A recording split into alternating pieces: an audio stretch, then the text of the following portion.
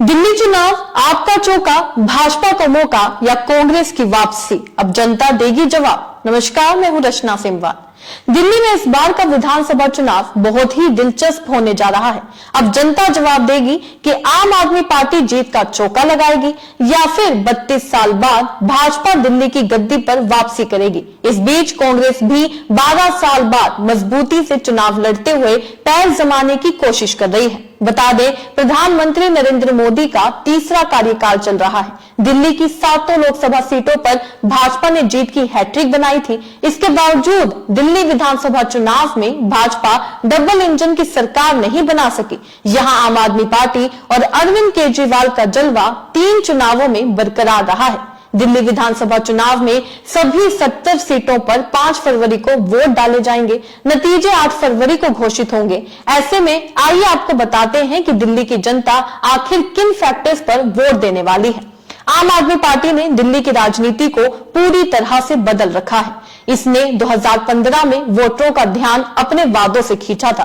चुनाव के बाद उन वादों को पूरा करके ये नई नवेली पार्टी दिल्ली के वोटरों के दिल पर कब्जा कर पाई। उन वादों में मुफ्त बिजली, पानी, पढ़ाई और चिकित्सा थे। बाद में उसने इस लिस्ट में महिलाओं के लिए मुफ्त बस यात्रा भी जोड़ी। लेकिन अब उन्हें कॉपी कर बाकी पार्टी भी ऐसा ही करने लगी है।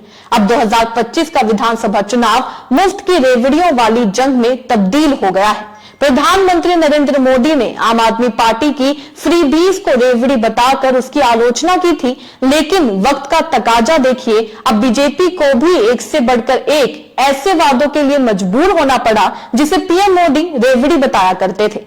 बीजेपी के चुनावी वादों में महिलाओं के लिए पेंशन, छात्रों के लिए मुफ्त बस यात्रा और मेट्रो में रियासती सफर शामिल है। ऐसे में यही सबसे बड़ा फैक्टर रहने वाला है कि आखिर दिल्ली की जनता किस पर भरोसा कर पाएगी।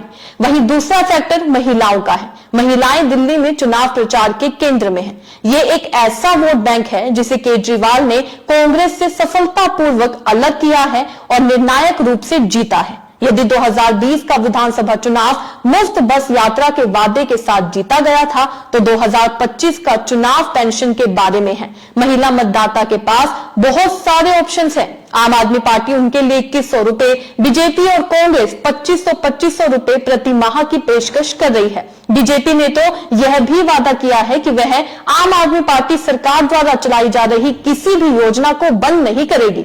महिला मतदाता अपने शिक्षा मॉडल के कारण ट्राइड एंड टेस्टेड आम आदमी पार्टी का समर्थन करती है, जिसका मतलब है कि बच्चों के लिए अच्छे सरकारी स्कूल, फ्री बस सेवाएं उन्हें मिल रही हैं। ऐसे में वह किसी और पार्टी को वोट देने का रिस्क नहीं लेना चाहती हैं। तीसरा फैक्टर है मिडिल क्लास वोट। जी हां, पिछले एक दशक में आम आदमी पार्टी ने सफलतापूर्वक एक समर्पित जाति विहीन वोट बैंक बनाया है, जो है मिडिल क्लास वर्ग, आर्थिक रूप से कमजोर मतदाता। इस मतदाता को केजरीवाल की राजनीति के ब्रांड से सीधे लाभ होता है। इस बार फोकस फिर से इसी वोट बैंक पर किया गया है। बढ़ती महंगाई और बेरोजगारी के बीच सभी राजनीतिक दल मध्यम वर्ग को लुभाने की कोशिश करते हैं, लेकिन केजरीवाल का ध्यान केवल और केवल मिडिल क्लास पर ही रहता है। आम आदमी पार्टी ने वित्तीय रूप से इस तरह से काम किया है कि आम आदमी पार्टी की योजनाओं के कारण हर परिवार को हर महीने करीब 25,000 रुपए का लाभ मिल रहा है। बीजेपी इसका मुकाबला सब्सिडी वाली थाली और छात्रवृत्ति योजनाओं से कर रही है। वहीं अगला फैक्टर है कांग्रेस की बात की जाए तो कांग्रेस इस बार कहीं भी नजर नहीं आ रही है, जिसका फायदा बीजेपी और आम आदमी पार्टी दोनों को होने वाला है। कांग्रेस ने केजरीवाल के दिल्ली मॉडल पर राहुल गांधी के हमले के साथ चुनाव प्रचार की धमाकेदार शुरुआत की थी। हालांकि उसके बाद राहुल गांधी की कई रैलियां कैंसिल हुई। अब जब चुनाव में बमुश्किल एक हफ्ता ही बचा है, वह फिर प्रचार युद्ध में कूद गए हैं। राज्य को एक बार फिर अकेले ही लड़ाई लड़ने के लिए छोड़ दिया गया था। कांग्रेस की दुविधा इस बात से उपजी है कि उसे लगता है कि उसके पास सीटें जीतने के लिए पर्याप्त प्रभाव नहीं है और किसी भी क्षेत्र में अच्छा प्रदर्शन करने का मतलब होगा कि कांग्रेस आम आदमी पार्टी के वोट में सेंध लगाएगी और चाहे अनचाहे बीजेपी को फायदा जरूर पहुंचाएगी। 2020 के चुनावों में केवल 3 कांग्रेस उम्मीदवार अपनी जमानत बचाने में कामयाब रहे थे। दिल्ली के लोग कांग्रेस से इतना परेशान हैं। अब दिल्ली के चुनावों की बात की जाए तो ये सिर्फ केजरीवाल बनाम मोदी हो चुका है। जी हां, इस बार बीजेपी ने स्पष्ट रूप से संकेत दिया है कि मोदी के नाम पर चुनाव लड़ा जाएगा। यह उसी रणनीति का पालन कर रही है जो उसने सभी राज्य विधानसभा चुनावों में अपनाई है। किसी को भी मुख्यमंत्री पद के उम्मीदवार के रूप में पेश नहीं करना और पीएम मोदी के चेहरे को आगे रखना। इसने चुनाव को केजरीवाल बनाम मोदी की लड़ाई बना दिया है। केजरीवाल के लिए दांव बहुत ऊंचे हैं क्योंकि यह उनकी पार्टी के लिए करो या मरो की लड़ाई है। आम आदमी पार्टी चुनाव को स्थानीय और अपनी मुख्य ताकत यानी भ्रष्टाचार विरोधी और काम की राजनीति पर केंद्रित रखने की कोशिश कर रही है।